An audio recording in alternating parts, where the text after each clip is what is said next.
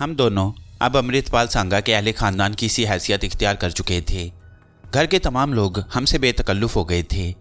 वो तो शुक्र है कि झापक राम ने अभी तक कोई ऐसी हरकत नहीं की थी जिसकी वजह से वो रजब अली की निगाहों में आ जाता। अगर ऐसा होता तो ये उसकी सख्त बदकिस्मती होती, क्योंकि रजब अली को तो एक न एक टारगेट चाहिए होता था जिसे वह परेशान करता रहे। इस तरह बददिल हुए थे अमृतपाल सांगा जी के फ़ौरन वापसी की तैयारियां शुरू कर दी गईं और बिलाखिर ये तैयारियां मुकम्मल हो गईं और हम लोग रेलवे स्टेशन चल पड़े। मुकर्ररा वक्त पर ट्रेन आई और एक फ़र्स्ट क्लास कंपार्टमेंट में हमारे ये ख़ानदान जा घुसा। आरामदेह सीटें, उम्दा सफ़र, बड़े लोग थे, मामूली बात नहीं थी। और फिर अमृतपाल जी ने शायद किसी न किसी तरह सांगापुर इतला भी करा दी। सफ़र शुरू हो गया। अमृतपाल सांगा को अब हम लोगों पर काफ़ी एतबार भी हो गया था। फिर लीशा और रजनी वैसे भी बेतकल्लुफ़ लड़कियां थीं और सुनील से उनकी खासी बेतकल्लुफ़ी हो चुकी थी। मैंने अलबत्ता रजब अली को हदायत कर दी थी कि अब चूँकि वो सबकी निगाहों के सामने है, इसलिए ना तो वो कोई शोबदागरी दिखाने की कोशिश करे और ना ही कोई ऐसा अमल जिससे अमृतपाल सांगा हमसे भी बददिल हो जाए। मैंने उसे वार्निंग देते हुए कहा था, तुम अच्छी तरह सुन लो रजब अली, मैं उसी वक्त वहाँ से वापसी का ऐलान कर दूंगा जब अमृतपाल सांगा की नज़र बिगड़ी। यहाँ उसने इतने दुख उठाए हैं कि अब वो किसी बात की परवाह नहीं करेगा और मैं अपनी बेइज्जती बर्दाश्त नहीं करूँगा। चीफ, आपने अपने इस नाचीज़ असिस्टेंट को इतना डफर समझ लिया है। अब तो इंसानों की आबादी में काफ़ी अरसा हो गया। मैंने इंसानों की सरशत समझ ली है चीफ। इसकी तफसील ना पूछना कि इनके बारे में मेरा क्या तज्जिया है, वरना शायद तुम मुझे बर्दाश्त नहीं कर सकोगे। बकवास बहुत करना आ गई है तुझे। मुझे जो बताना था मैंने तुझे बता दिया और मैंने समझ लिया बॉस, रजब अली ने अटेंशन होकर कहा। कभी मेरी किसी बात का बुरा भी नहीं मानता था वो। सफ़र खुशगवार था। रजनी और लीशा ने अपनी नशिस्त अलग बना ली थी और रजब अली उन दोनों के बीच बैठा कई बार मुझे ऐसी निगाहों से देख चुका था जिन पर मुझे गुस्सा आ रहा था। इसका मतलब ये था कि ऐश उसकी तकदीर में लिखा हुआ है। वैसे अब मुझे ये अंदाज़ा हो गया था उसके बारे में कि वो भी फितरतन बुरा नहीं है। जब ट्रेन अपनी मंजिल की तरफ रवाना हो गई तो अमृतपाल सांगा मुझसे बातें करने लगा। रानी अमृता जी गणेश पाल को संभाले हुए बैठी थीं। माँ की ममता उनके चेहरे पर हमेशा नजर आती थी और एक ऐसी माँ की ममता जिसके सामने उसका चांद जैसा बेटा मुरझाया हुआ रहता हो। इसमें कोई शक नहीं कि गणेश पाल की हालत काबिल रहम थी। हालांकि इब्तदा में हम यही समझे थे कि वो कोई इंतहा पसंद है और किसी खास वजह से ये अदाकारी कर रहा है, लेकिन अब मुझसे ज़्यादा इस बात की तस्दीक और कौन कर सकता था कि वो किसी शदीद चक्कर में फंसा हुआ है। सरिता उन सब से बेपरवाह अपनी जगह बैठी हुई खिड़की से बाहर देख रही थी। उसकी सीट हमारी सीट के बिल्कुल सामने थी, लेकिन वो हमारी जानिब से लापरवाह थी। झापक राम जी और दूसरे अपनी मंडली अलग बनाए हुए बैठे थे। अमृतपाल सांगा ने कहा, दुनिया इतनी बड़ी हो चुकी है दीपक महाराज के बाज़ औक़ात तो मन ऊब जाता है इसके बारे में सोच सोच कर। आपके जहन पर नाथूराम जी सवार होंगे। अरे हाँ, देखो कौन सी ऐसी जगह है जो इन बुरे लोगों ने छोड़ दी है। मंदिरों में लोग दुनिया के झगड़ों से दूर होकर जाते हैं। देवी और देवताओं के चरण छूने वहाँ भी ये राक्षस घुसे हुए हैं। और फिर अछूत जाति अगर इस बात का ऐलान कर देता मैं वहाँ कि ऐसा हुआ है तो फसाद हो जाता, मगर मैं तो अपने ही फेर में पड़ा हुआ हूँ। हालांकि ये अपराध है, मुझे छापना नहीं चाहिए था। खैर वो जाने, उनका भगवान जाने। मैं तो ये सोच रहा हूँ कि ना जाने मेरे कष्ट के ये दिन कितने हैं, ना जाने कितने समय और लगेगा।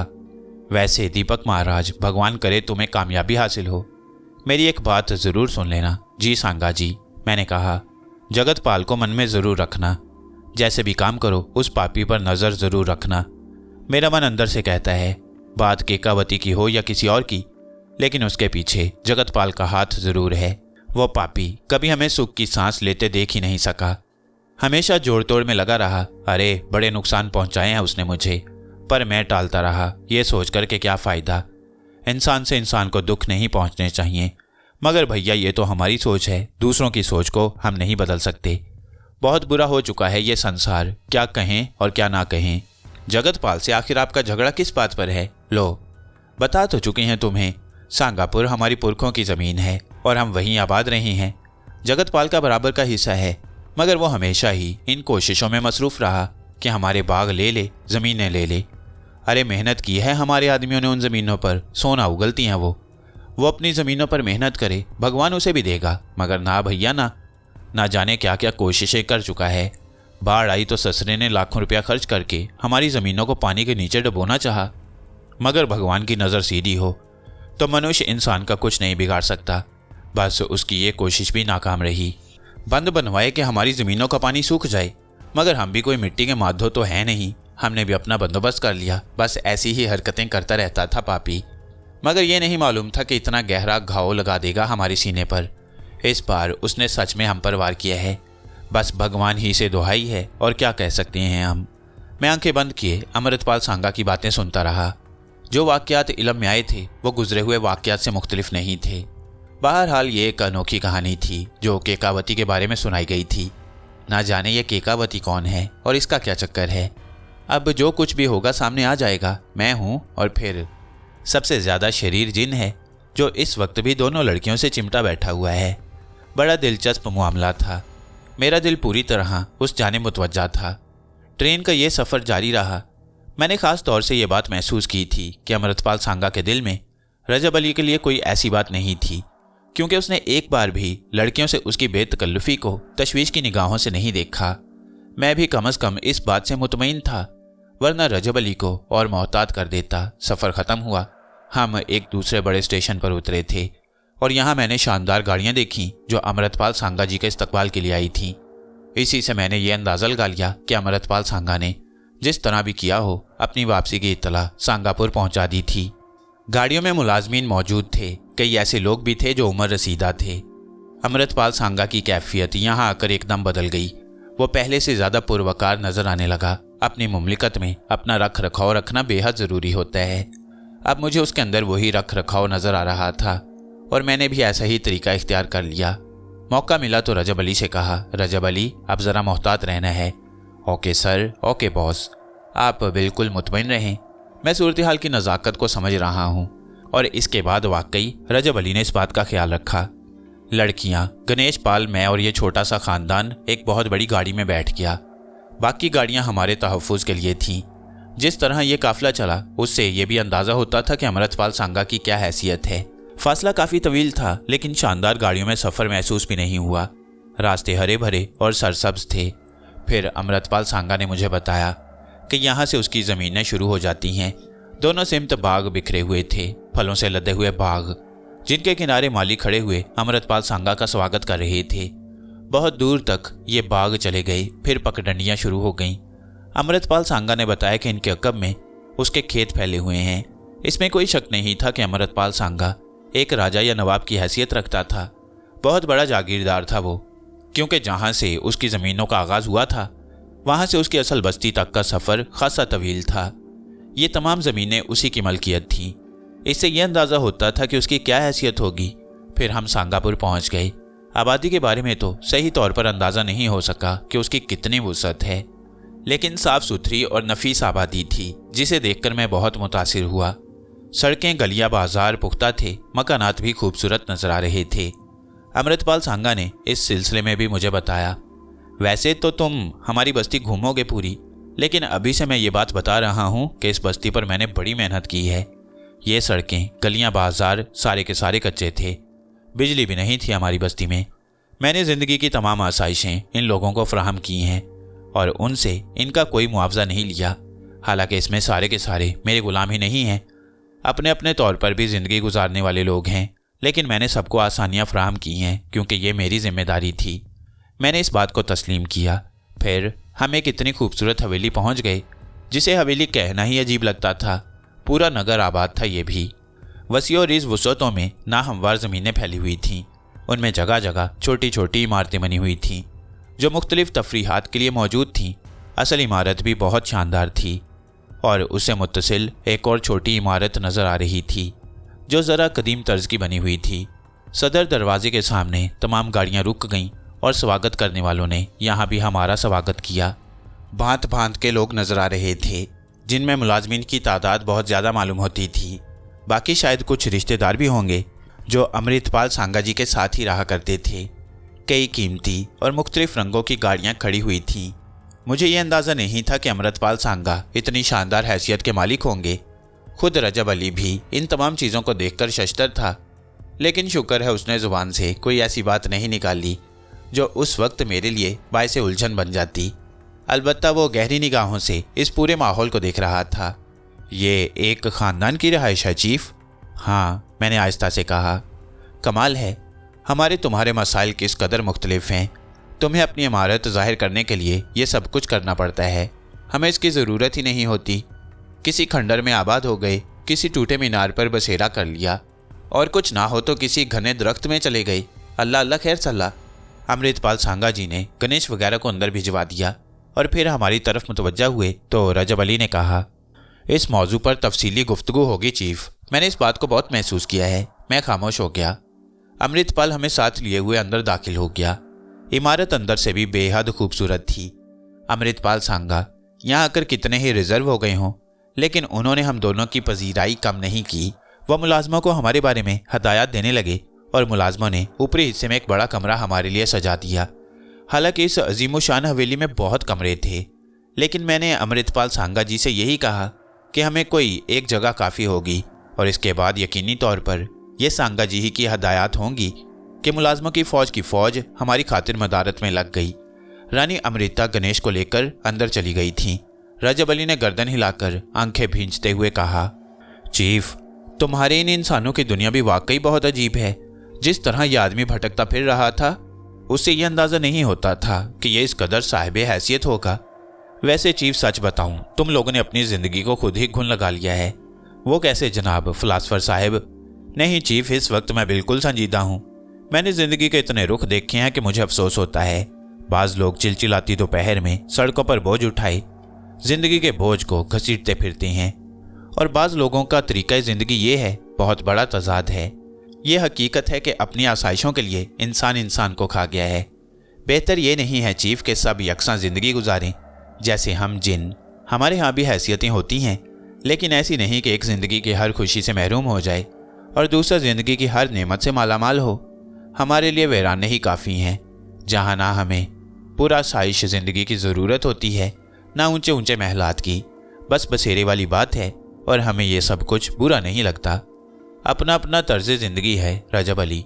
नहीं चीफ, बस यूँ समझो कि सीनों में दिल की कमी है। हालांकि ये लोग जितने बड़े इलाकों में कब्जा जमाए हुए बैठे हैं, इन इलाकों में अपने लिए बेशक एक बेहतर जगह मुंतखब कर लें, लेकिन बाकी जगह उन बेखानमाओं को तकसीम कर दी जाए जिनके पास दोपहर की धूप से बचने का या तेज़ बारिश से बचने का सहारा नहीं है। तो चीफ, वो भी ज़िंदगी का कुछ लुत्फ़ ले लें। मगर अजीब है तुम्हारी ज़िंदगी। मैं गहरी सांस लेकर रजब अली को देखने लगा। फिर मैंने कहा, तेरे लिए तो इन ज़मीनों को आबाद कर देना कोई मुश्किल काम नहीं होगा रजब अली। क्या मतलब? मैं समझा नहीं चीफ। रजब अली ने कहा, अगर गणेश पाल सांगा का काम हो जाता है तो महाराज अमृतपाल सांगा हमें बहुत सी ज़मीनें देने पर आमादा थे। क्या ख्याल है, क्यों ना उन ज़मीनों को ले लिया जाए और फिर तेरी ख्वाहिश के मुताबिक उन पर मकानात बनाकर बेखानमा लोगों को उनमें आबाद कर दिया जाए। तू तो रातों रात आबादियाँ तामीर कर सकता है, जैसे जिन अमूमन कर दिया करते हैं। क्या मतलब? मैं समझा नहीं चीफ। भाई, यही होता है ना कि एक बंजर ज़मीन पड़ी हुई है, किसी जिन ने कब्जे में किया और रातों रात जिन ने महल बनाकर उसके हवाले कर दिया और उसकी तकदीर बदल दी। रजब अली ने गहरी सांस ली और आहिस्ता से बोला, यह भी तुम इंसानों की उड़ाई हुई अफवाहें हैं चीफ। बस जो खोपड़ी में आ जाए लिख मारो या बनाकर पेश कर दो। हालांकि ऐसी कोई बात नहीं होती। तुम मुझे बताओ कि कौन सा ऐसा आमिल है जिसने एक जिन को कब्जे में करके कोई शहर बसा दिया हो। जिन्नों का बसाया हुआ कोई शहर आज तक किसी की निगाहों के सामने आया है? सारी फजूल बंडलबाजी, सब बेकार बातें चीफ, ये सब उड़ाई हुई खबरें हैं, वरना हमारे लिए भी उतने ही प्रॉब्लम है। तुम खुद सोचो, लेबर प्रॉब्लम कितना है, और फिर सरमाया। नो चीफ नो, ये सब फजूल बातें हैं। हम भला कहाँ से रातों रात महल तामीर कर देंगे? कोई तमाशा होता है? गोया सब बंडलबाजी है। 100% चीफ, बिल्कुल 100%। मैंने तुमसे कहा ना कि ज़रा जिन्नों की आबाद की हुई कोई बस्ती दिखाओ मुझे।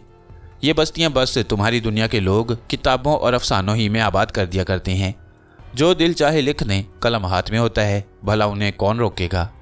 कमाल है भाई, तूने तो जिन्नों का तस्वुर ही बदल दिया। चीफ, आपके सामने एक कंप्लीट जिन मौजूद है। जो कुछ मुझ में है बस समझ लीजिए कि सारे जहां के जिन्नों में है। फजूल बातों से कोई फ़ायदा नहीं होता। अमृतपाल सांगा की मसरूफियात का कुछ पता नहीं चल सका। लीशा और रजनी भी गालिबन मसरूफ़ हो गई थीं। तकरीबन सारा ही दिन गुजर गया। हम लोगों की आसाइशों का इंतज़ाम हमारे कमरे ही में कर दिया गया था। यहाँ तक कि खाने वगैरह का भी। रजब अली ने रात को किसी कदर बोरियत के आलम में कहा, चीफ ये तो कोई मुनासिब बात नहीं हुई। ये लोग तो यहाँ आते ही बड़े लोग बन गए। भला अब इन बड़े लोगों में मेरी क्या गुजर होगी। नहीं भाई, क्या हमाकत की बातें करते हो। जाहिर है सांगा जी इतने अरसे के बाद वापस आए हैं। यहाँ के बहुत से मामलात होंगे जो उन्हें देखना होंगे। अभी उन्हें मसरूफ़ रहने दो और किसी किस्म की बोरियत का मुजाहरा मत करो, वरना वो बेचारे और परेशान हो जाएंगे। मुझे सांगा जी से क्या गर्ज चीफ, मगर वो दोनों लड़कियां भी बकौल शक से वो निकली। क्या कहते हैं, जब तोता चश्मा लगा लेता है। तोता चश्मा नहीं लगाता, उसे तोता चश्म कहते हैं। पता नहीं क्यों बेचारे तोते पर यह इल्ज़ाम आयद कर दिया गया है। इंसान से ज़्यादा निगाहें फेरने वाला तो कोई और नज़र ही नहीं आता चीफ। अब तू इंसानों पर कोई किताब लिखने की तैयारियां कर रहा है शायद। Wonderful idea chief, wonderful. बात वाकई बड़ी दिलचस्प है। अरे वाह, जिन्नों की आबादी में मैं रजब अली दी ग्रेट बन जाऊंगा। इंसानों पर अथॉरिटी। चीफ वैसे वाकई हसीन आइडिया है, क्या ख्याल है? क्यों ना मैं इंसानों के बारे में एक किताब लिखना शुरू कर दूं। अरे चीफ, खुदा की कसम मज़ा आ जाएगा। फिर ये किताब में जिन्नों की आबादी मैं रोशनास कराऊंगा और फिर मुझे स्कॉलरशिप मिल जाएगी। बस ये समझ लो चीफ कि मैं जिन्नों में PhD बन जाऊंगा।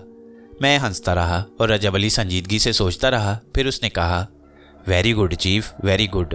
बहुत अच्छा आइडिया दिया है तुमने। कल ही से मैं अपना ये काम जारी किए देता हूँ। आखिरकार कोई मशगला भी तो चाहिए। जो दिल चाहे कर यार। तू हम इंसानों को बदनाम करना चाहता है ना? नहीं चीफ, एक बात भी गलत हो तो मेरी गर्दन काट देना। जो कुछ देख रहा हूँ वही लिखूंगा। रात गुजर गई। कोई ऐसा वाक़या पेश नहीं आया था जो काबिल जिक्र हो। अमृतपाल सांगा जी भी पुरितमिनान अंदाज में अपने कामों में मसरूफ़ थे। अलबत्ता दूसरी सुबह नाश्ते की मेज़ पर हमें तलब कर लिया गया और उस वक्त अमृतपाल सांगा का पूरा खानदान नाश्ते की मेज़ पर मौजूद था। यहाँ तक कि गणेश पाल को भी लाकर बिठा दिया गया। इसके अलावा बाहर का कोई आदमी मौजूद नहीं था। सांगा जी ने मुझे देखा और मुस्कुराते हुए बोले, सोच तो रहे होंगे महाराज के अजीब आदमी है। यहाँ आया तो खबर ही नहीं ली, लेकिन इतने दिन से घर से दूर था। तमाम लोगों से मुलाकात करके सारी सूरत हाल मालूम कर रहा था, बस इसलिए मसरूफ़ रहा। नहीं, इन तकल्लुफ़ात में ना पड़ें अमृतपाल जी, हम मुतमईन और मसरूर हैं। वैसे मेरे जहन में एक ख्याल आया है, अगर आपको कोई एतराज़ ना हो तो। क्या? कहिए। यहाँ हवेली के अंदरूनी हिस्से में रहना मेरे लिए ज़रा गैर मुनासिब सा है। मैंने एक जगह पसंद की है, अगर आप बेहतर समझे तो मुझे वहाँ मुंतकिल कर दें, लेकिन अगर कोई मुश्किल हो तो बराहे करम परेशान ना हो।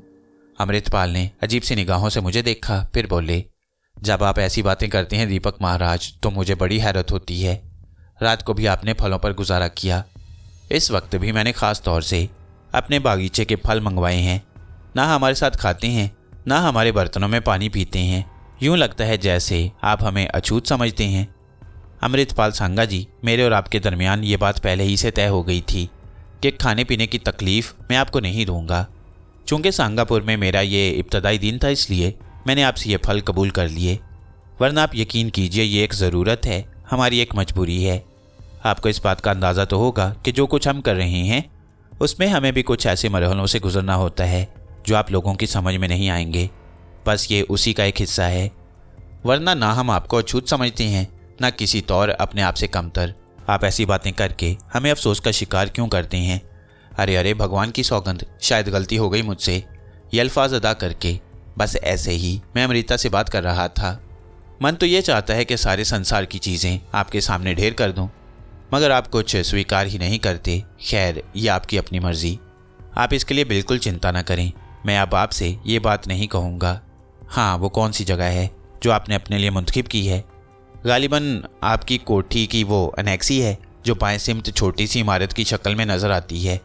बहुत अच्छी जगह है, वहाँ आराम का पूरा पूरा बंदोबस्त है। बहुत से कमरे हैं, खुली जगह है, हवादार, और पीछे दरख्त झूल रही हैं।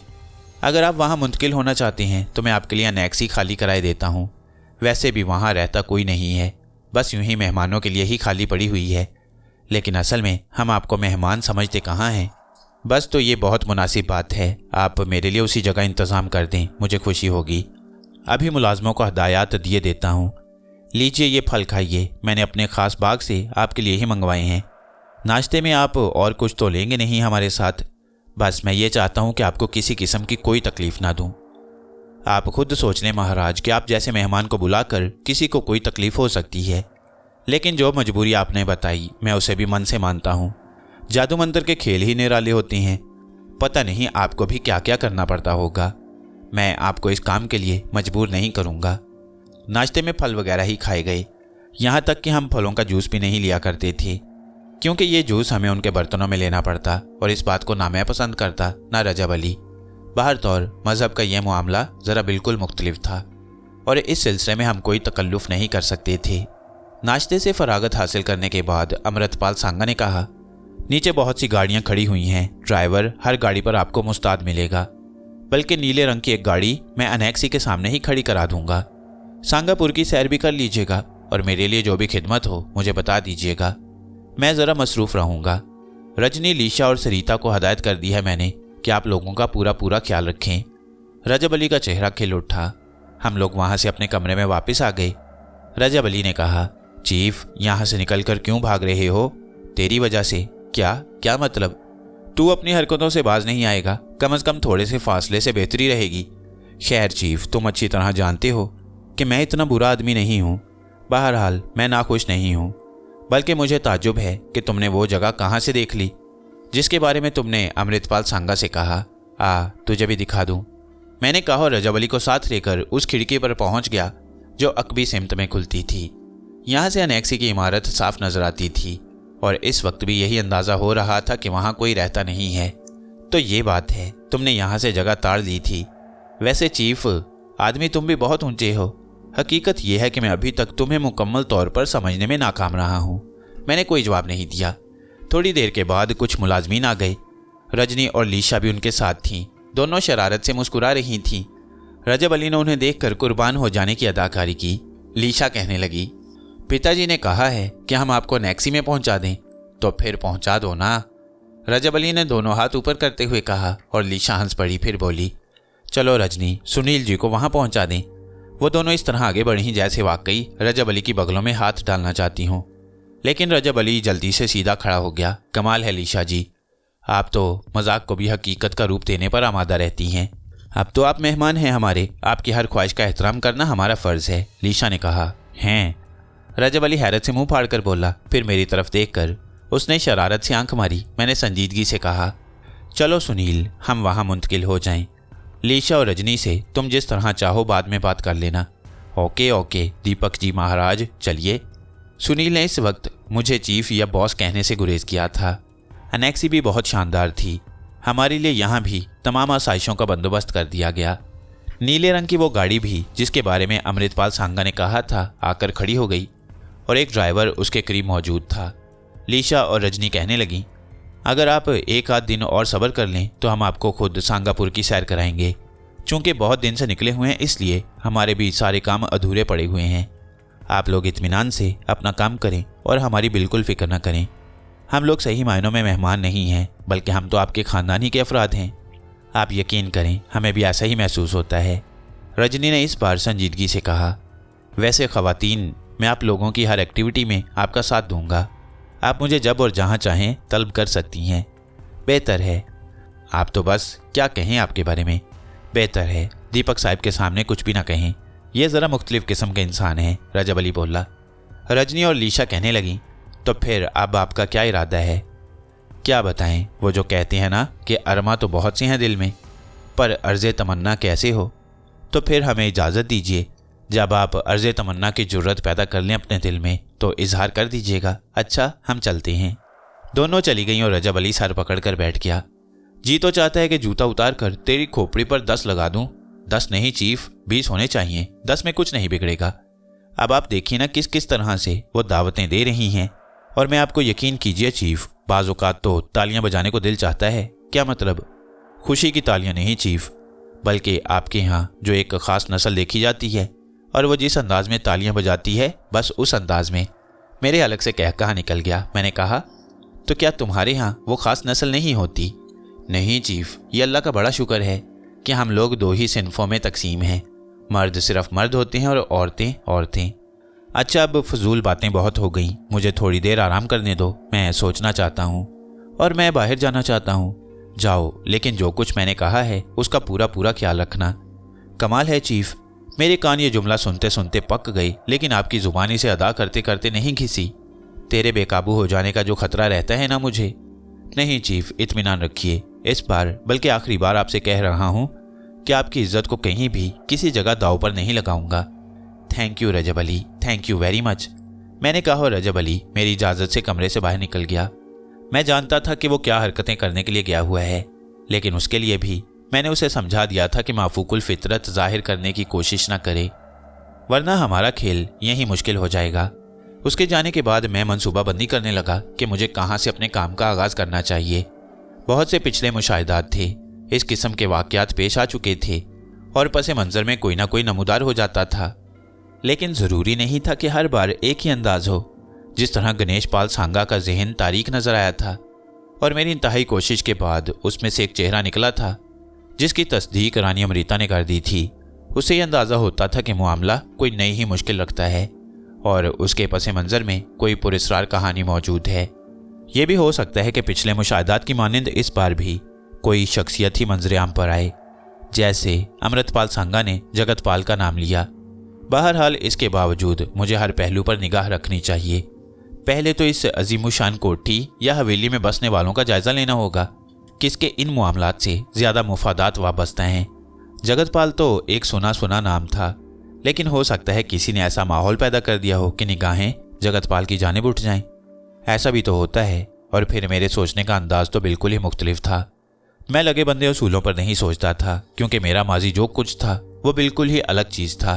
अब पहले अमल के तौर पर यह देख लिया जाए कि अमृतपाल सांगा के इर्द गिर्द जो लोग बिखरे हुए हैं उनकी क्या हैसियत है, फिर उसके बाद ज़रा सांगापुर का जायज़ा ले लिया जाए। चुनाचे इसी तमाम प्रोग्राम को आगे बढ़ाना मुनासिब था और मैं बहुत ज़्यादा उलझनों में फंसना नहीं चाहता था, इसलिए मैंने यही फैसला किया और इसके बाद मुतमईन हो गया। रात हो गई तो मैंने रजब अली को आवाज़ दी। हम दोनों ने एक कमरे में रिहाइश ज़रूर इख्तियार की थी, लेकिन अब यह ज़रूरी नहीं था कि रजब अली हर वक्त मेरे पास ही मौजूद रहे। वैसे मैं जानता था कि वो इंसानी शक्ल में होने की वजह से वापस मेरे पास ही आएगा, चाहे इसके बाद यहाँ से चला जाए, क्योंकि ये कतई गैर मुनासिब था कि वो मुझ पर मुसल्लत रहे और फिर उसे भी इसकी ज़रूरत नहीं होगी। रजब अली मेरे सामने आ मौजूद हुआ। चेहरे पर अजीब से तासुरात थे। मैंने उसे देख लिया। क्यों, क्या बात है? मुश्किल पेश आ गई थी चीफ, तुम्हारे हुक्म पर हाजिर होना भी अज़हद ज़रूरी था, लेकिन मैं ज़रा लड़कियों के पास बैठा हुआ उनसे खुशगपियाँ कर रहा था। अचानक ही तुम्हारी तलबी हुई, बड़ा परेशान हो गया। सख्त ज़रूरत के आलम में बाथरूम का बहाना करके उठा। एक लम्हे की ताख़ीर हो गई है चीफ, मुआफ़ी का ख्वास्तगार हूँ। तलबी पर तुझे थोड़ी सी ताख़ीर के लिए मुस्तकिल मुआफ़ किया जाता है। जी चीफ, बहरहाल मैं इसका पाबंद हूँ। लड़कियों में बैठा खुशगपियाँ कर रहा था, क्यों? मैंने तंज़िया अंदाज में कहा। चीफ आपकी इजाज़त से। और रजब अली किसी कदर नर्वस हो गया। अबे भाई, खाने पीने में क्या अब भी वही सेब, अंगूर और केले खाने पड़ेंगे? जी, रजब अली आंखें फाड़ कर बोला। सांगापुर में कोई ढंग की जगह ज़रूर होगी, खाना लेकर आओ। जी चीफ, यस यस, अभी लेने जाऊं? जा, भूख लग रही है, मैंने कहा और रजब अली निगाहों से ओझल हो गया। मैं अपनी जगह बैठकर मुस्कुराने लगा। इस वक्त किसी का आना मुनासिब नहीं था, वरना हमारी पोल खुल जाती। कुछ भी था, लेकिन इसका तसव्वुर भी नहीं कर सकता था कि किसी हिंदू घराने की खाने पीने की कोई चीज़ कबूल करूं। मेरा अपना एक मजहब था, बहालत मजबूरी नाम तो तब्दील करने पड़े थे और ऐसा कई बार हो चुका था, लेकिन अब इतना ज़रूरी भी नहीं था कि ये खाना पीना भी उन्हीं का कबूल कर लूं। रजब अली को वापसी में ज़रा देर लग गई। बहरहाल आ गया और पूरे लवाजमात के साथ आया। चेहरे पर अजीब से तासुरात। मेरे सामने काबें खोल कर रखती। 2 मुर्गे मुसल्लम थे, चपातियाँ थीं, एक सब्जी और एक दाल थी। बुरा सा मुंह बनाकर बोला, सांगापुर में चीफ मुसलमान तो हैं, लेकिन बड़े पसमानदा और गरीब से लोग हैं। मामूली सा खाते पीते हैं, कोई मुसलमान होटल भी नहीं है। यहाँ ज़्यादातर आबादी हिंदुओं की है। अब चीफ जो कुछ करना पड़ा है, आप ये समझ लीजिए कि उसी की वजह से देर हुई है। क्या करना पड़ा है? बस चीफ, एक मुसलमान घराने को परेशान करना पड़ा। एक घर से दाल हासिल की, दूसरे से ये सब्जी, तीसरे घर वालों को अलबत्ता ज़रा ज़्यादा परेशानियां हुई। कोई मौलाना साहब थे, वजीफ़ा पढ़ रहे थे, मगर वजीफ़ा उल्टा हो गया। क्या मतलब? मैं हाजिर हो गया उनके सामने और मौलाना साहब की हवा खिसक गई। ज़रा डराना धमकाना पड़ा उन्हें और मैंने अपने जिन होने के करिश्मे उन्हें दिखा डाले। इसी शक्ल में मुआफ़ किया कि अपनी मुर्गियों के डरबे से 2 मुर्गियाँ निकालें और उनका मुर्गे मुसल्लम पकाएं। बस चीफ, मौलाना साहब ने बड़ी जल्दबाजी में ये मुर्गे मुसल्लम पकाए हैं। बेचारे को आते भी नहीं थे और घर में बहुत ज़्यादा सामान भी मौजूद नहीं था। चुनाचे जैसे भी हों खा लेना, अलबत्ता चीफ इसके इवज़ मैं उन्हें कुछ रकम दे आया हूँ। असल में वजीफ़ा जो पढ़ रहे थे ना, तो दौलत के लिए पढ़ रहे थे कि इमदादे गैबी हासिल हो, उन्हें अपनी बेटी की शादी करनी है। 2 मुर्गियों का मुर्गे मुसल्लम पकाया उन्होंने और नतीजे में कोई 60-70 हज़ार रुपये मैंने उनके हवाले कर दिए। इसी उलट फेर में देर लग गई थी चीफ, वरना जल्दी आ जाता। I am very sorry. मैंने मुस्कुराती निगाहों से उसे देखा और कहा, और ये 60-70 हज़ार रुपये तूने कहाँ से हासिल किए? बस चीफ, उलट फेर की बात की है ना मैंने। लाला बनवारी लाल अपनी तिजोरी खोल रहे थे और नई रकम उसमें रख रहे थे। बज़ाहिर उन्होंने ये रकम तिजोरी में रखी, लेकिन तिजोरी के पिछले हिस्से से मैंने अपने दोनों हाथ निकालकर तिजोरी में रखे हुए थे। जितनी रकम दोनों हाथों में आ गई लेकर चल पड़ा और बाद में उसे मौलाना साहब के हवाले कर दिया। मैंने दोनों हाथों से सर पकड़ लिया। अमा कमाल करते हो चीफ, एक तो इतनी मेहनत से हर काम करता हूँ, ऊपर से तुम्हारे ये रंग ढंग देखने पड़ते हैं। मेरा कौन सा BBCI में अकाउंट है कि मैं वहाँ से रकम हासिल करूँ, या मैंने कौन से 5 स्टार खोल रखे हैं कि 1 मिनट में खाना हाजिर कर दूँ। बस इधर की उधर ही करना पड़ती है ना। यार कमाल है, तूने तो जिन्नों का सारा तस्वुर ही खो दिया। वही किसे कहानियों वाली बातें करोगे ना चीफ। अमा भाई, मेरा मतलब है, सॉरी सर। ये सारी दास्तानें जिन भूतों और परियों की कहानियां लिखने वालों के लिए रख छोड़ो चीफ, कि महल बना दिया, ये कर दिया, वो कर दिया। जो हकीकत है वही तो होगी। हम लोगों को भी तो सब कुछ इस दुनिया में ही तो करना पड़ता है। माफूकुल फितरत चीज़ें कोई हमारे पेट से तो जन्म नहीं लेती। अच्छा चल खाना खा, मैंने हंसते हुए कहा और रजब अली मेरे सामने बैठ गया। फिर उसने पानी का जग और 2 गिलास सामने रखते हुए कहा, ये दोनों चीज़ें भी मौलाना साहब के घर से ही हासिल की हैं। बहरहाल जो रकम मैं उन्हें दे आया हूँ, मेरा ख्याल है मुकामी तौर पर उनकी बेटी की शादी के लिए बहुत काफ़ी हो सकती है। उनका वजीफ़ा भी पूरा हो गया और अपना पेट भी भर गया। फिर एक जगह भी मिल गई है। अब तो उनसे सलाम दुआ हो ही गई है। देख लेंगे चीफ, अगर किसी और चीज़ की ज़रूरत हुई उन्हें तो पूरी कर दी जाएगी। अपने लाला बनवारी लाल जिंदाबाद, वरना तो फिर खाने पीने का इंतज़ाम तो उनसे करा ही लिया जाएगा। मैं हंसता रहा। मुर्गे मुसल्लम क्या था, बस अंदर से सफाई करके उन्हें भून भान दिया गया था, लेकिन बहरहाल अच्छे लगे। बाज़ औक़ात बेतुके खाने भी मज़ा दे जाते हैं। रजब अली ने कहा, लड़कियां बेचारी बददिल हो गई होंगी, हो सकता है बाथरूम में झांक कर परेशान भी हो गई हों, या फिर उन्होंने ये सोचा हो कि मेरे पेट में कोई गड़बड़ हो गई है। अब और कोई हुक्म है चीफ, कोई चाय कॉफ़ी वगैरह? छोड़ रजब अली, कहाँ परेशान होगा तू। हाँ चीफ, वैसे भी कॉफ़ी या चाय रात के वक्त नींद उड़ा देती है। तो ये बर्तन ले जाऊं? क्या वापस मौलाना साहब के यहाँ पहुँचाएगा? अमा छोड़ो चीफ, यहीं कहीं आसपास फेंक दूंगा। इनका कमरे में रहना भी तो मुनासिब नहीं है। और चीफ अगर इजाज़त हो तो जाऊं? जा भाई जा, खुदा हाफिज़। रजब अली ने बर्तन समेटे और बाहर निकल गया। मैं उसकी इन हरकत पर देर तक हंसता रहा और वाकई इस सिलसिले में मेरा ये तजुर्बा बेहद अनोखा था। जिन्नों की ये कैफियत भी होती है, पहले कभी नहीं सोचा था। इसके बाद देर तक कमरे में चहलकदमी करता रहा। रात गुजरती जा रही थी। खासी रात गए तक नींद नहीं आई। अनेक्सी की एक बड़ी खिड़की के सामने जा खड़ा हुआ। तहद्दे निगाह, खामोशी और सन्नाटे का राज था। सितारों की मध्यम रोशनी ज़मीन को मुनव्वर कर रही थी। हवेली के अहाते में मुकम्मल सन्नाटा छाया हुआ था। दिमाग अंधेरे की वुसअतों को चीरता हुआ माजी के धुंधलक्कों में पहुंच गया। बहुत से चेहरे निगाहों के सामने आ गए। बेशुमार किरदार थे, हर एक के साथ एक कहानी वाबस्ता थी। क्या दिलचस्प बात है, कोई एक किरदार किसी शक्ल में हमसे मुंसलिक होता है, उसके साथ दूसरे बहुत से किरदार होते हैं, सबके सब यादगार। मुझसे मोहब्बत भी की गई थी, दोस्ती भी की गई थी, लेकिन बस ख़त्म हो गई। आखिरी तस्वुर शमशेरा का था। शमशेरा, एक ख्वाब जिसकी कोई ताबीर नहीं थी। हाँ, उसके तस्वुर के साथ दिल में आज भी एक कसक बेदार हो जाती थी। अचानक मैं चौंक पड़ा। ये अनेक्सी चूंकि ज़रा मुख्तलिफ सिमत में वाक़ई थी, लिहाजा यहाँ से हवेली की वुसअतों का अहाता नज़र आता था, जिसे मखसूस तर्ज की दीवार से कवर कर दिया गया था। मेरे चौंकने की वजह अहाते की दीवार पर उभरने वाला एक इंसानी साया था, जो जिसामत वगैरह से और अपने अंदाज से बहुत फुर्तीला मालूम होता था। एक लम्हे के लिए वो दीवार पर उभरा और फिर अंदर कूद आया। एक चाको चौबंद नौजवान था। बर्क रफ्तारी से चलता हुआ वह दरख्तों के उस झुंड की जानिब चल पड़ा जो थोड़े से फासले पर थे और एक मखसूस अंदाज के दरख्त थे, यानी 3 लंबे दरख्त ऊपर से सर जोड़े खड़े हुए थे और उनके आसपास फूलों के कुंज बिखरे हुए थे। मुझे बड़ी हैरत हुई। कौन हो सकता है इस तरह से अंदर आने वाला? चुनाचे दिल में तजस्सुस पैदा हो गया। अगर कोई चोर है तो वहां रुककर सूरत हाल का जायजा ले रहा है और उसके बाद आगे बढ़ने की कोशिश करेगा। उस पर नजर रखना जरूरी है कि अगर उस तक पहुंचने के लिए कमरे से बाहर निकला तो हो सकता है इस दौरान वो वहां से आगे बढ़ जाए, फिर उसे तलाश करना मुश्किल हो जाएगा। चुनाचे मैं उसका जायजा लेता रहा। 10 से लेकर 15 मिनट तक गुजर गए, लेकिन चोर वहीं पर छुपा रहा। मैंने खिड़की का जायजा लिया और इसके बाद मैं सोचने लगा कि क्या करना चाहिए। किसी ऐसे रास्ते से तो बाहर निकलना मुश्किल होगा, जैसे खिड़की वगैरह। दिल में रजब अली का ख्याल आया, मगर फिर उसे आवाज़ देने का इरादा तर्क कर दिया।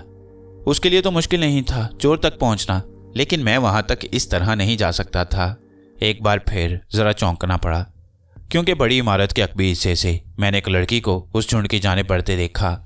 सितारों की मध्यम रोशनी में कम से कम उन हैवलों से उनकी असनाफ का तो अंदाजा हो सकता था। पहला ख्याल तर्क करना पड़ा, चोर वगैरह का कोई मामला नहीं था, बल्कि कुछ और ही चक्कर चला हुआ था। लड़की भी बर्क रफ्तारी से चलती हुई दरख्तों के झुंड में गायब हो गई। अब कम से कम ये इत्मीनान हो गया था कि ना कोई चोर अंदर आएगा और ना फौरी तौर पर वहां से भागने की कोशिश की जाएगी।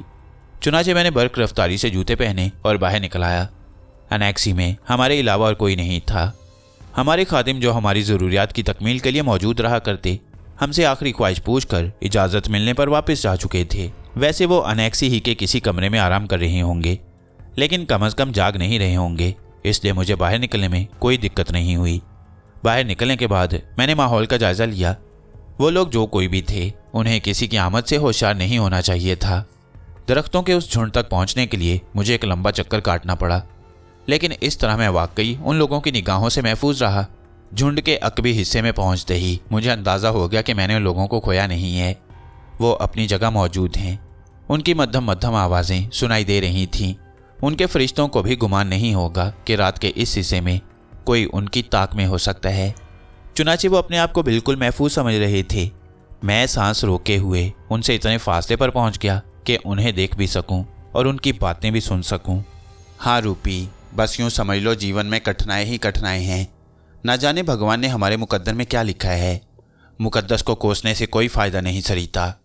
मेरा मन तो मुतमईन है, मैं जानता हूँ। मन में सच्चाई हो तो भगवान खुद ही मुश्किलें आसान कर देता है। तुम मर्द हो रूपी, संसार के कामों में मसरूफ़ रहते हो, अपने आप को बहला सकते हो। मुझसे पूछो मेरे मन में क्या क्या है। गुजरने वाला हर लम्हा मेरे दिल को घटाता रहता है। पिताजी के मन में वही सब कुछ जमा है। भगवान जाने इसका नतीजा क्या होगा। अपना मन इतना छोटा ना किया करो सरिता। देखो हम सच्चे हैं, हम पवित्र हैं। हमने भगवान को सांची मानकर अपने आप को एक दूसरे के लिए मखसूस कर दिया है।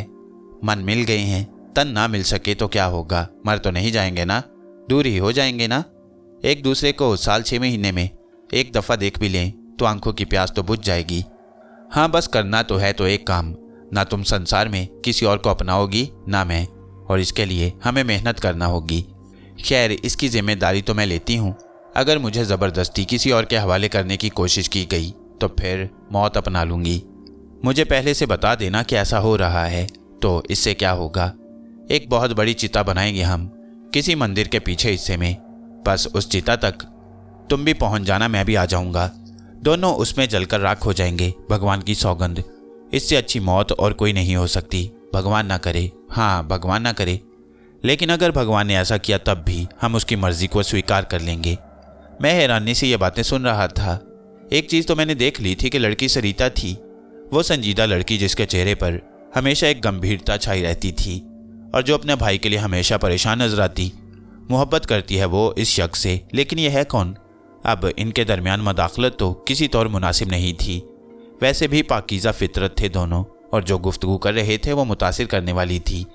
मैंने दिल ही दिल में मुस्कुराते हुए कहा, सरिता इस बात का क्या सवाल है कि तुम दोनों की पाक मोहब्बत खुशियों भरे अंजाम तक ना पहुँचे, मैं जो हूँ। इसके बाद मैं वहाँ से पलट पड़ा। मैंने अब पलट कर देखना मुनासिब नहीं समझा। जो कोई भी है उसके बारे में मालूम ज़रूर हो जाएगा। कुछ लम्हों के बाद मैं अपनी आरामगाह में दाखिल हो गया। अब खिड़की में खड़े होने की ज़रूरत भी नहीं थी। ये पता तो चल ही चुका था कि सरिता किसी से मोहब्बत करती है और उसका महबूब उससे मिलने आया है। यह अंदाज़ा अलबत्ता हो गया था कि बाहर का कोई आदमी है। ये मेरी दिलचस्पी का मामला भी नहीं था। मुझे इससे कोई गर्ज नहीं थी कि कौन लड़की किससे मोहब्बत करती है या यहाँ के अंदरूनी मामलात क्या हैं। मेरा तो केस ही मुख्तलिफ था। चुनाचे अब जागने से कोई फ़ायदा नहीं। ये फैसला तो कर चुका था कि सबसे पहले कल अमृतपाल सांगा जी से, या अगर वो हाथ ना लग सके तो रानी अमृता जी से कोठी के अंदर मौजूद लोगों की तफसील मालूम करूँगा। मेरा उनसे बराह रास्त तारुफ ज़रूरी नहीं था, बस हर शख्स के बारे में पता चल जाए तो खुद अंदाज़ा लगा लूँ और इसके बाद ज़रूरत के लोगों से खुद ही मुलाकात कर लूँ। गर्ज ये कि मैं आहिस्ता आहिस्ता नींद की जानिब कदम बढ़ाने लगा, लेकिन अभी आंखों में पूरी तरह गनूदगी भी नहीं हुई थी कि दरवाजे पर हल्की सी दस्तक सुनाई दी और मैं चौंक पड़ा। हैरानी से दरवाजे की जानिब देखा। इस वक्त कौन हो सकता है? रजब अली को तो दस्तक देकर आने की ज़रूरत भी नहीं थी। बहरहाल तेज़ रोशनी जलाई और दरवाजे की जानिब बढ़ गया। दरवाज़ा खोलकर देखा तो सरिता थी। उसकी आमद पर मुझे सख्त हैरत हुई। मैंने आहिस्ता से कहा, सरिता जी, मुआफ़ी चाहती हूँ दीपक महाराज, मगर आना ज़रूरी था आपके पास। आइए आइए, खैरियत? अगर मुमकिन हो तो तेज़ रोशनी बुझा दीजिए। सुनील कहाँ है? बस वो मूडी आदमी है, कहने लगा रात की तारीकियों में ज़रा सांगापुर की सैर करूँगा, निकल गया। सरिता मुझे ऐसी निगाहों से देखने लगी जैसे उसे मेरी बात पर यकीन ना आया हो। फिर उसने गहरी सांस लेकर कहा, आप लोग अनोखे तो हैं, कौन क्या कर रहा है मैं क्या कहूँ। बहरहाल दीपक साहब, आप यकीन कीजिए मैं किसी भी वक्त तन्हाई में आपके पास आती। मैंने दिल में फ़ैसला कर लिया था। आप बैठिए आराम से, बाकी लोग क्या कर रही हैं? इस समय सोने के अलावा और क्या कर सकती हैं? आप क्यों जाग रही हैं? मैंने पूछा। आप जानते हैं कि मैं क्यों जाग रही हूँ, उसने जवाब दिया। क्या मतलब? मैंने चौंक कर कहा। मैं ज़्यादा गहरी इंसान नहीं हूँ। जब आप दरख्तों के झुंड के पास से वापस पलटे थे तो हमने आपको देख लिया था। ओह, मैंने आहिस्ता से कहा और फिर उसे देखता हुआ बोला, आप सोच रही होंगी कि मैं आप लोगों की खोज क्यों कर रहा हूँ। मैंने कहा, नहीं, मैंने ये नहीं सोचा, क्योंकि मैं ये बात जानती हूँ कि आप हमारी भलाई के लिए यहाँ आए हैं और आपके लिए हालात का अंदाज़ा लगाना बेहद ज़रूरी है। शुक्रिया, मैंने कहा और ख़ुद भी कुछ फासले पर बैठ गया। फिर मैंने उसे मुतजस्सस निगाहों से देखकर कहा, जब आपको इस बात का अंदाज़ा हो गया है सरिता जी कि मैंने आपको और रूपी को वहाँ देखा है तो क्या इसलिए आप मेरे पास आई हैं कि मैं आपके राज को छुपाए रखूँ? हाँ, इसलिए भी आई हूँ, उसने जवाब दिया। तो फिर इस सिलसिले में पहली बात तो ये आप सुन लीजिए कि इस हवेली से मुझे इतनी ही दिलचस्पी है कि गणेश पाल के मामले की तह तक पहुँच जाऊँ और अगर हो सके तो उसे इस मुसीबत से निजात दिला दूँ। बाकी किसी बात से मुझे कोई दिलचस्पी नहीं है और ना ही मैं आपके मामले में कुछ बोलना चाहता हूँ। दीपक महाराज, आपको खुश करने की बात नहीं है। मैंने हमेशा ही आपके अंदर एक ऐसी संजीदगी और वकार पाया है कि मेरे मन में आपका एक मुकाम हो गया है। आपके बरक्स सुनील जी ज़रा शौक फितरत के मालिक हैं। रजनी और लीशा उनके गीत गाती हैं, लेकिन आप मुझे माफ़ कर दें इस बात के लिए कि मैंने तन्हाइयों में उन्हें परखा है। सुनील जी बुरे इंसान नहीं हैं और मेरी बहनों को उनसे किसी किस्म का कोई खतरा नहीं है। उन्होंने कभी कोई ऐसी गिरी हुई बात नहीं की जिससे मुझे तशवीश होती, वरना भगवान की सौगंध मैं आप लोगों को पिताजी के इतना करीब नहीं होने देती। खैर, ये तो हुई ये बातें। मैं आपसे बिल्कुल झूठ नहीं बोल रही कि मैं तन्हाई में आपसे मिलना चाहती थी। अब इत्तेफाक से ये वाक़या पेश आ गया तो मैंने फ़ौरन ही आपसे मिल लेना मुनासिब समझा। इस मुलाकात की कोई ख़ास वजह थी सरिता जी? हाँ, बहुत ख़ास। पहली बात तो यह है कि आपने मेरे भैया के लिए काम करने का बेड़ा उठाया है। दूसरी बात यह कि मुझे ना जाने क्यों आप पर एक विश्वास सा हो गया है। रेल के डिब्बे में आप और पिताजी जगतपाल के बारे में बातें कर रहे थे और पिताजी आपको अपने मन की बातें बता रहे थे। मैं सब सुन रही थी।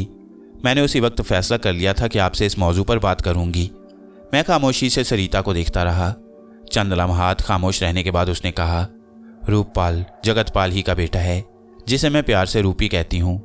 पिताजी और जगतपाल के दरमियान सदियों से झगड़ा चला रहा है, मगर यह भी एक अजीब इत्तेफाक है कि मैं और रूपपाल एक ही कॉलेज में पढ़ते रहे हैं।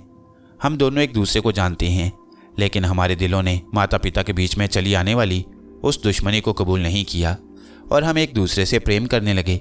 हम जानते थे कि हमारे प्रेम में कितनी कठिनाइयाँ हैं, इसके बावजूद हम अपने दिलों को इस मोहब्बत से बाज नहीं रख सके। माता पिता के मामलात वही जाने, लेकिन हमने इसके लिए तहकीकात की हैं। आपको भगवान की सौगंध खाकर बता रही हूँ दीपक महाराज के जगतपाल जी के बारे में पिताजी के दिल में जो ख्यालात हैं वो गलत हैं। उन दोनों की दुश्मनी भी अनोखी है।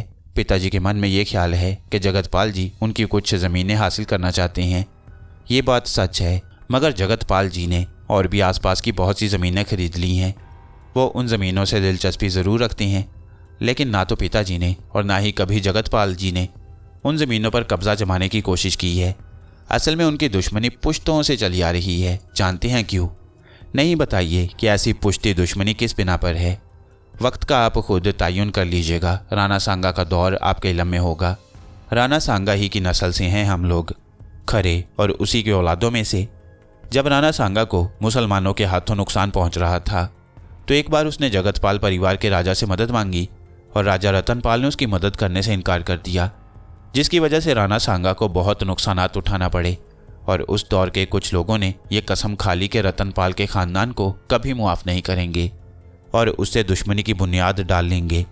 बस उसके बाद से ये रीत सीना दर सीना चली आ रही है और इस खानदान के हर शख्स ने रतनपाल खानदान के हर शख्स से नफ़रत की है और इस दौर में नफ़रत करने वाले ये दोनों हैं, सरिता ने कहा। और मैं हैरत और दिलचस्पी से उसकी सूरत देखने लगा। बड़ी दिलचस्प और अजीब दुश्मनी थी। खुद सरिता भी दुश्मनी की यह तफसील बताते हुए मुस्कुरा रही थी।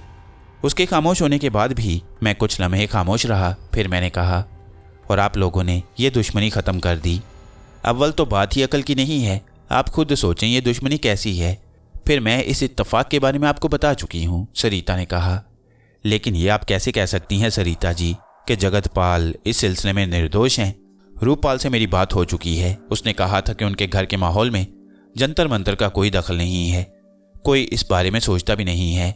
बहुत जदीद ख्यालात के लोग हैं वो, इन बातों को मानते भी नहीं हैं। रूपपाल सच बोल रहा था, वो मुझसे झूठ नहीं बोलता। पूरे यकीन है आपको? हाँ, हो सकता है बात उसके इल्म में ना हो। मेरे कहने पर उसने खोज लगवाई थी। एक बात बताओ सरिता। जी महाराज। दुश्मनी का ये विरसा मुस्तकबिल में गणेशपाल और रूपपाल को मुंतकिल होना था। इन हालात में क्या तुम रूपपाल पर भरोसा कर सकती हो? मैं आपको बता चुकी हूँ। ठीक है, तुम अपने भाई से भी मोहब्बत करती हो, उसकी दुश्मन नहीं हो सकती। 100 जीवन निछावर कर सकती हूँ अपने भैया पर। और महाराज, आपसे मदद चाहती हूँ। बोलो क्या? मैंने कहा, भगवान ने आपको कुछ शक्ति दी है तो उसे हमारे लिए भी इस्तेमाल करें। मैं समझा नहीं। अगर हो सके तो अमृतपाल जी और जगतपाल जी के मन से ये दुश्मनी निकाल दें। भगवान आपका भला करेगा। और सरिता के हलक से सिसकी सी निकल गई। और क्या सरिता, हमारी बिगड़ी भी बन जाएगी। वो रोने लगी। मैंने उसे तसल्ली देते हुए कहा, आप फिक्र ना करें सरिता जी, इस काम का मैं आपसे पूरा पूरा वादा करता हूँ। भगवान की सौगंध, हमारे मन में कोई मैल नहीं है। हम एक होकर जीवन के ऐश नहीं लूटना चाहते। बस हमारी यही मनोकामना है कि इन खानदानों में दुश्मनी ख़त्म हो जाए। गणेश भैया भगवान की कृपा से अच्छे हो जाएं और बाकी कुछ हो या ना हो, लेकिन हम 2 दुश्मनों की तरह ना रहें। बल्कि वह जुमला अधूरा छोड़कर खामोश हो गई। मैंने एक बार फिर उसे इत्मीनान दिलाया कि मैं उसकी भरपूर मदद करूंगा और फिर उसे पूरी तरह मुतमईन करने के बाद मैंने उसे रुखसत कर दिया। वो आंसू खुश्क करती हुई यहाँ से चली गई और मैं देर तक मुस्कुराता रहा। मोहब्बत की चोट तो मैंने भी अपने दिल पर खाई थी और जानता था कि 2 मोहब्बत करने वालों के मसाइल क्या होती हैं। और फिर ये एक अहमकाना दुश्मनी थी जिसका कोई जवाब भी नहीं था, बल्कि हंसी आती थी इस दुश्मनी पर। क्या रस्म और रिवाज होते हैं इस दुनिया के भी, भला दुश्मनी करना भी इतना ही ज़रूरी होता है। बहरहाल सरिता के जाने के बाद मैंने दरवाज़ा बंद कर लिया। फिर न जाने कब नींद आई थी। सुबह को जागा तो रजब अली को बराबर के बिस्तर पर सोते हुए पाया। उसे बाहर तौर अपने इंसान होने का सबूत तो कायम रखना था। मैं गुसल खाने में दाखिल हो गया। आज के प्रोग्रामों में सांगापुर और उसके नवाहात की सैर शामिल थी। गुसल खाने से बाहर निकला तो गरम गरम नाश्ते की खुशबू नथनों से टकराई। रजब अली चाको चौबंद बैठा हुआ था। नाश्ते पर डबल रोटी, अंडे, मक्खन, फल वगैरह मौजूद थे। मैंने अंडों के ऑमलेट और उबले हुए अंडे देखकर कहा, क्या ये यहाँ से आए हैं? नहीं महाराज, रजब अली ने इन लोगों की तरह हाथ जोड़ते हुए कहा, आपका दास नाश्ता लेकर हाजिर हो गया है। मेरी तो ये ड्यूटी है ना। उधर से नाश्ते के लिए बुलवाया तो नहीं गया? मेरा ख्याल है खासा वक्त हो गया है। पैगाम आया था मगर मैंने माजरत कर ली। किस वक्त? आप उस वक्त सो रहे थे। तो तू उसके बाद फिर सो गया था? नहीं चीफ, मैं तो नाश्ते की तैयारी में निकला हुआ था। झूठ बोलता है, मैंने जागकर तुझे सोते हुए देखा था। मैंने कहा और रजब अली हंसने लगा। फिर बोला, चीफ थोड़ा सा तो जिन रहने दो, तुम तो मुझे इंसान ही बनाए दे रहे हो। मैं उसकी बात पर गौर करता हुआ नाश्ते पर आ बैठा। रजब अली भी मेरे साथ नाश्ते में मसरूफ़ हो गया था। उसके अंदर कोई ख़ास बात थी, जैसे वो कुछ कहना चाहता हो लेकिन कह ना पा रहा हो। मैंने कहा, भौंक? क्या भौंकना चाहता है? वो चीफ, आज हमारे लिए सांगापुर की सैर तजवीज़ हुई है। झापकराम और ड्राइवर जोशी को इसके लिए तैयार कर दिया गया है। चीफ, लड़कियों ने तुमसे मदद की दरख्वास्त की है। क्या मतलब? वो चाहती हैं कि सांगापुर की सैर में वो भी शरीक हों। तुम कहोगे तो ऐसा हो जाएगा। वैसे तो चीफ, मैं भी ये कर सकता हूँ, मगर जाहिर है तुम्हारी इजाज़त के बगैर तो नहीं कर सकता। मैं हंसने लगा। मैंने कहा, ठीक है, मैं इस सिलसिले में बात कर लूँगा। रजब अली मेरा शुक्रिया अदा करने लगा, फिर बोला, और किसी चीज़ की ज़रूरत हो चीफ तो बेतकल्लुफ़ी से बता दीजिएगा। मैंने उसकी पुश्त पर धूल जमा दी थी। अमृतपाल सांगा ने दिन को 10:30 बजे अनैक्सी में आकर मुझसे मुलाकात की। कहने लगे, महाराज, मैंने आपके लिए सैर का बंदोबस्त कर दिया है। जोशी ड्राइवर को हदायत दे दी है कि वो सांगापुर के एक एक चप्पे का आपको नज़ारा करा दे। और कोई हुक्म हो मेरे लिए तो बताइए। आज तो खैर सांगापुर की सैर किए लेते हैं अमृतपाल महाराज, लेकिन रात को रानी अमृता के सामने बात हो जाएगी। मैं दुर्गापुर के रास्ते की वो धर्मशाला देखना चाहता हूँ जिसमें रानी केकावती नजर आई थी। कल बंदोबस्त हो जाएगा उसका। मुझे तो वो जगह मालूम नहीं, लेकिन अमृता को ज़रूर याद होगी। गणेश पाल तो बेचारा कुछ बताने की कैफियत ही में नहीं है। वैसे अमृता एक बात कह रही थी महाराज, और उसने कहा था कि आपको ज़रूर बता दूं। क्या? मैंने अमृतपाल सांगा को देखते हुए कहा। रात के किसी समय अमृता की आंख खुल गई थी। कहने लगी कि गणेश अपनी चारपाई पर मौजूद नहीं था। क्या? मैंने मुतहय्यराना अंदाज में कहा। इस इत्तला पर मुझे कुछ अजीब सा एहसास हुआ। गणेश पाल की गुमशुदगी की खबर पर अमृतपाल परेशान नहीं नजर आ रहा था। मैंने जल्दी से कहा, फिर उसकी तलाश के लिए आपने? नहीं महाराज, सुबह को उसे तलाश करने के मंसूबे बना रहे थे हम कि एक नौकरानी ने आकर खबर दी कि वो दूसरे कमरे में सो रहा है। अमृतपाल ने बताया, जबकि इससे पहले कभी ऐसा नहीं हुआ था। वो इस वक्त हवेली में मौजूद है। हाँ। मैं हैरान हो गया था। अमृतपाल जी, आपने उसकी गुमशुदगी की खबर सुनाई थी, लेकिन आप परेशान नजर नहीं आए थे। अमृतपाल के चेहरे पर मुजमहिल से मुस्कुराहट फैल गई। चंद लम्हे खामोश रहे, फिर बोले, इंसान बहुत कमज़ोर है। कुछ नहीं है वो अपने आप में, कुछ भी नहीं कर सकता, मगर खुद को बड़ा बलवान समझता है। सोचता है संसार उसके चरणों में है, जो मन चाहेगा कर लेगा, मगर कुछ नहीं कर सकता भाई, कुछ नहीं कर सकता। और फिर उसे हालात से समझौता करना पड़ता है। गणेश मेरे घर का चिराग है, मगर देख लो, हम अपने हाथों से अपने अंधेरे घर का दिया तक नहीं रोशन कर सकते। आखिर में अमृतपाल सांगा की आवाज़ लरस गई। हौसला रखें सांगा जी, सब ठीक हो जाएगा। हाँ, हौसला ही तो संभाले हुए है। छोड़िए, आप लोग सैर को जा रहे हैं। सांगापुर से वाकफियत ज़रूरी है। वो रजनी और निशा साथ जाने के लिए ज़िद कर रही हैं, अमृतपाल ने कहा, और मैं हैरान रह गया। रजब अली की ज़िद पर यह दरख्वास्त तो मैं करने वाला था, मगर अमृतपाल ने खुद कह दिया, हो सकता है इसमें भी रजब अली की कोई शरारत हो। ये सब उसके लिए मुश्किल नहीं था, भेज दें, क्या हर्ज है, हमें तो सिर्फ सांगापुर देखना है। मैंने कहा, बच्चियां हैं, खुशियों के दिन हैं उनके, मगर भगवान की मर्जी, दुखी कर दिया है उसने। आप अच्छे लोग हैं, मुझे कोई फिक्र नहीं है। कोई हर्ज ना हो तो ले जाइए। नहीं, कोई हर्ज नहीं है, आप उनकी तरफ से बिल्कुल इत्मीनान रखिए। शानदार गाड़ी थी, बेआवाज़ इंजन, आरामदेह सीटें। रजब अली बहुत खुश था। झापकराम ने जब हमारे साथ बैठना चाहा तो रजब अली ने उसके सीने पर हाथ रखकर उसे रोक दिया। महाराज ने कहा है, झापकराम बोला। ये भी कहा है कि तुम हमारे सरों पर बैठो, रजब अली ने घुर्रा कर कहा। नहीं, मैं तो सीट पर बैठूंगा, जोशी के साथ। रजब अली ने ड्राइवर की तरफ इशारा किया और झापकराम नीचे उतर गया। मैं खामोश था। गाड़ी सड़क पर आ गई और हम सांगापुर देखने लगे। खुशहाल आबादी थी, लोग मुतमईन नजर आ रहे थे। अमृतपाल ने अपनी हैसियत से नाजायज़ फ़ायदा नहीं उठाया था। उसके असरात नजर आते थे। ये बहुत बड़ा शहर नहीं था। रजनी और निशा इसके बारे में सब कुछ बता रही थीं। तारीखी इमारतें भी काफ़ी थीं और ज़माने कदीम की बहुत सी कहानियाँ सुनाती थीं। कई जगह हमने उतरकर वो इमारतें देखीं तो पहर हो गई। रजनी ने कहा, अब सीता बाग चलते हैं, भूख लग रही है। सीता बाग कोई होटल है? नहीं, हमारा बाग है। भूख से उसका क्या ताल्लुक? मैंने पूछा।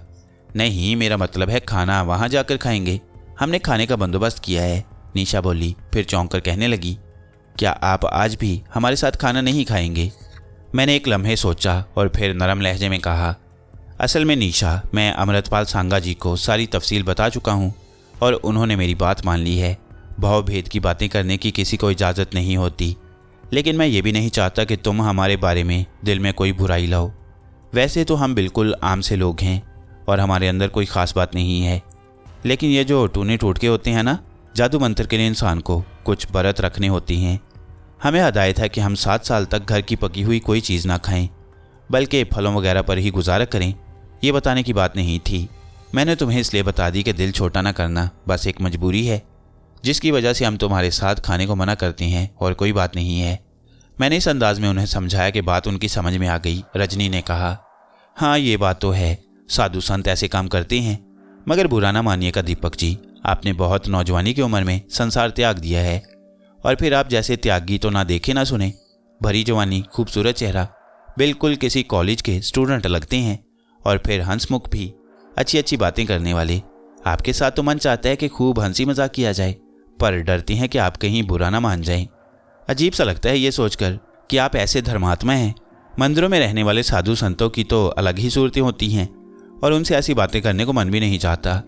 आपको कोई ज्ञानी जोगी या साधु कबूल करते हुए भी मन अंदर से नहीं मानता, मगर देख चुके हैं अपनी आंखों से।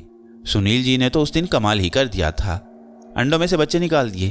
अब भी ना मानने तो क्या करें। हालांकि लोगों से कहा तो लोग हंसने लगे, और हमारी बात नहीं मानी उन्होंने। कौन लोग हैं मुझे बताना, मैं उन्हें पहले अंडा बनाऊंगा और फिर उनके भी बच्चे। रजब अली ने जुमला अधूरा छोड़ दिया। रजनी और निशा हंसने लगी थीं। मैंने कहा, अब तो आप हमारी बात का बुरा नहीं मानेंगी निशा जी? नहीं, बिल्कुल नहीं। जब एक मजबूरी है तो फिर बुरा मानने की क्या बात रह जाती है। बहुत बहुत शुक्रिया। फिर हमें जो भूख लग रही है उसका क्या करें? अरे अरे, आपको खाने से किसने मना किया? चलिए सीता बाग ही चलते हैं, आप आराम से खाएं पिएं। सीता बाग में सेबों का मौसम है, और हमारे सीता बाग के सेब पूरे हिंदुस्तान में बड़ी शोहरत रखते हैं। आप फल तो खा लेते हैं ना? हाँ, क्यों नहीं। जोशी, सीता बाग चलो, रजनी ने कहा, और ड्राइवर ने गर्दन खम कर दी। झापक राम महाराज साकित व जामिद बैठे हुए थे। उन्हें गालिबन ये सब कुछ एक आंख नहीं भा रहा था। उनकी कोई इज्जत ही नहीं रह गई थी। सीता बाग दर हकीकत निहायत खूबसूरत बाग था। उसमें मुख्तलिफ फलों के दरख्त लगे हुए थे, और उन्हें बड़ी तरतीब से लगाया गया था। एक जानिब अंगूरों की बेलें फैली हुई थीं, लेकिन ये मौसम अंगूरों का नहीं था। एक खूबसूरत सी जगह हमने क्याम किया। रजनी ने झापक राम से खाने के बर्तन निकालने के लिए कहा। झापक राम ने उसके हुक्म की तामील की। रजनी कहने लगी, झापक जाओ, माली को तलाश करो और उससे कहो कि पके पके अच्छे सेब तोड़ कर लाए, और सुनो, थोड़े से आम भी मंगवा लेना। रजब अली ने कहा, और निशा हंस पड़ी। वाह सुनील महाराज, ये मौसम आमों का कहाँ है? अरे यही तो बात है, तुम लोग मुझे मजबूर कर देते हो। जब मैंने कहा कि ये मौसम आमों का है और थोड़े से आम भी लाएं, तो समझ लो कि आम तो आने ही हैं। अरे वाह, आम के तो यहाँ दरख्त भी नहीं है महाराज। वैसे हमारा आमों का बहुत बड़ा बाग है, और उसमें भी आप यकीन करें बड़े अच्छे आम लगते हैं। ज़रूर लगते होंगे।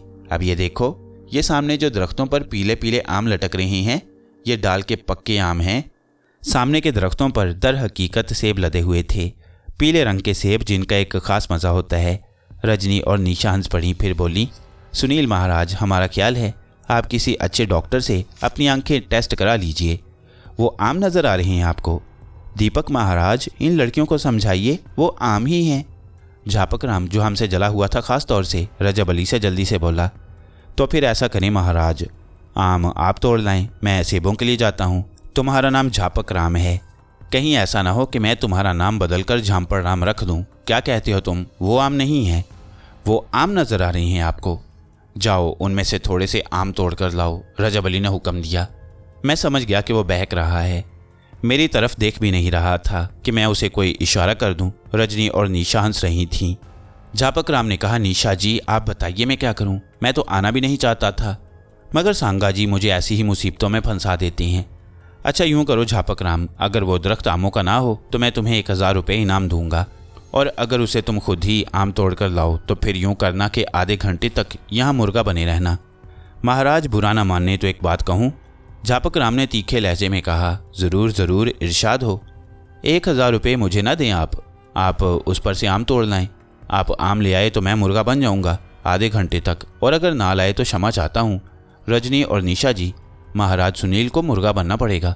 इससे पहले कि रजनी और निशा कुछ बोलती, रजब अली ने जल्दी से कहा, ठीक है चलो, मुझे मंजूर है। जाओ खुद अपने हाथों से आम तोड़ कर लाओ। आम हो तो लाऊं? निशा जी आपका मुलाजिम है, कितनी बहस करता है ये। आप इसे हुक्म दीजिए कि इसकी कमज़ोर आंखों को जो कुछ भी नज़र आ रहा है दरख्त से तोड़ लाए। निशा ने बहालत मजबूरी कहा, तुम जाकर थोड़े से फल तोड़ लाओ, बहस क्यों कर रही हो? सुनो, शर्त अपनी जगह है, उसमें कोई तब्दीली नहीं हो सकती। निशा जी, मैं इस शर्त को मनवा कर रहूँगा, ये बात आप दिमाग में रखिएगा। झापक राम तुम जाओ। झापक राम आगे बढ़ गया, लेकिन मैं जानता था कि दरख्तों से आम ही टूटेंगे और झापक राम की शामत आ जाएगी। निशा ने कहा, सुनील जी, आप ऐसी बेकार शर्तें क्यों लगा रही हैं? शर्त तो शर्त होती है निशा जी, मैं आपको मुर्गा बनकर दिखाऊंगा और उसके बाद मुर्गे की बोली भी बोलूँगा। लेकिन ये आपकी जिम्मेदारी है कि अगर ये फल जो आपको सेब नज़र आ रही हैं आम निकले तो झापक राम ही को मुर्गा बनाइएगा। निशा और रजनी हंसने लगीं। झापक राम सामने के दरख्त से सेब तोड़ने लगा और उसने ये सब अपने कुर्ते की झोली में भर लिए। निशा और रजनी हंसती रहीं। कुछ देर के बाद झापक राम वापस आ गया और उसने वो सेब तंजिया अंदाज में हमारे सामने उलट दिए। लेकिन दूसरे लम्हे निशा और रजनी की आंखें फटी की फटी रह गईं। खुद झापक राम भी आंखें फाड़ने लगा था, जैसे उसे चक्कर आ गई हों। जो चीज़ उसने कुर्ते से बाहर फेंकी थी वो पीले पीले कलमी आम ही थे। झापक राम पागलों की तरह उन्हें टटोलने लगा और फिर उसने घबराई हुई नज़रों से मुझे, निशा, रजनी और सुनील को देखा। निशा और रजनी की आंखें भी हैरत से फैली हुई थीं। रजनी ने सरगोशी के अंदाज में कहा, जब अंडों से मुर्गी के चूजे निकल सकती हैं तो सेब के दरख्त से आम क्यों नहीं टूट सकते? भगवान की सौगंध, ऐसे मौक़ों पर मैं खौफजदा हो जाती हूँ। ये लोग इतने महान हैं और हम इनसे कितनी बेतकल्लुफ़ी से पेश आते हैं। सुनील ने कहा, कोई महान वहान नहीं है हम, तुम दोस्त हो हमारी। जिस दिन हमने तुम्हारी दोस्ती में कमी पाई, खामोशी से यहाँ से निकल भागेंगे। तो झापक राम जी, अब ज़रा ये आम खाकर भी देख लीजिए। झापक राम की तो हालत ही ख़राब थी। एक एक आम को वो अंधों की तरह टटोल रहा था, उन्हें दबाकर देख रहा था, सूंघ रहा था, लेकिन आम तो आम ही होती हैं। मैंने कहा, चलो छोड़ो, अब ऐसा करो, ये आम उठाकर किसी ऐसी जगह डाल आओ जहाँ ये किसी के हाथ ना लगें। नहीं, झापक राम को ये आम खाने दीजिए दीपक महाराज, रजब अली बोला और ये कहते हुए उसने मेरी आंखों में देखा था। फिर मेरी आंखों में गुस्से के आसार देखकर वो जल्दी से बोला, शर्त तो ज़रूर पूरी होगी निशा जी, आप ये शर्त पूरी कराइए। निशा ने कहा, झापक राम क्या चीज़ है ये? लेकिन झापक राम के मुंह से आवाज़ नहीं निकली। अगर तुम इन्हें आम मानते हो तो फिर जो शर्त बांधी है वो पूरी करो। झापक राम को ना जाने क्या हुआ, फौरन ही झुककर मुर्गा बन गया। ड्राइवर जोशी कह लगा रहा था, लेकिन इसके साथ साथ ही हैरान भी था। निशा और रजनी भी इसी कैफियत का शिकार थीं। मैंने झापक राम के कंधे पर हाथ रखते हुए कहा, जाओ हमारे लिए सेब ले आओ अच्छे से। चलो उठो, सीधे खड़े हो जाओ।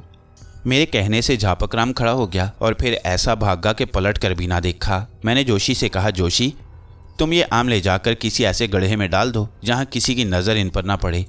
जोशी ने फ़ौरन ही अपने कंधे से अंगूछा उतारा और आम उसमें भरकर एक तरफ चल पड़ा। निशा ने कहा, सचमुच दीपक महाराज, सुनील जी कमाल के आदमी हैं, हम तो पागल हो जाएंगे। इतने अच्छे मन के मालिक, इतने महात्मा, मगर हमसे कितने अच्छी तरह पेश आते हैं। महाराज, अगर हमसे कोई भूल हो जाए तो हमें क्षमा कर दें। हमें सच बात यह है कि ज्ञानियों से ज़्यादा आप दोस्तों की हैसियत से अच्छे लगते हैं। कोई बात नहीं निशा, असल में ये सुनील जो है ना, इसे ऐसे बहुत से शोभे आते हैं, तुम इससे ज़्यादा मरूब ना होना। रजब अली महसूस कर रहा था कि मैं उसकी हरकत से खुश नहीं हुआ हूँ, लेकिन बस लड़कियों में बैठकर तो अच्छे अच्छों के हवास बिगड़ जाते हैं, यही कैफियत उसकी भी थी।